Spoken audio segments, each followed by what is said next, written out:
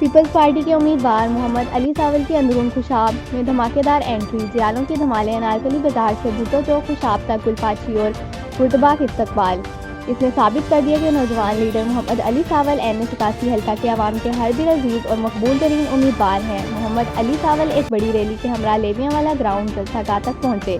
جلسہ سے خطاب کرتے ہوئے محمد علی ساول نے کہا کہ خوشاب شہر کے باسی میٹھے اور صاف پانی کی بوند بوند کو ترس رہے ہیں۔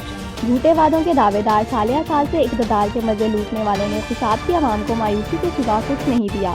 خوشاب کی ترقی و تعمیر کی آواز اسمبلی کے ایوان میں نہیں اٹھا سکے۔ آج وہ کس منہ سے عوام سے ووٹ مانگ رہے ہیں؟ علی ساول نے کہا کہ حلقہ کی عوام 15 سے 20 سال سے اقتدار کے مزے لوٹنے والوں سے سوال ضرور کریں کہ خوشاب کی ترقی و خوشحالی کے حوالے سے ان کی کارکردگی کیا رہی ہے۔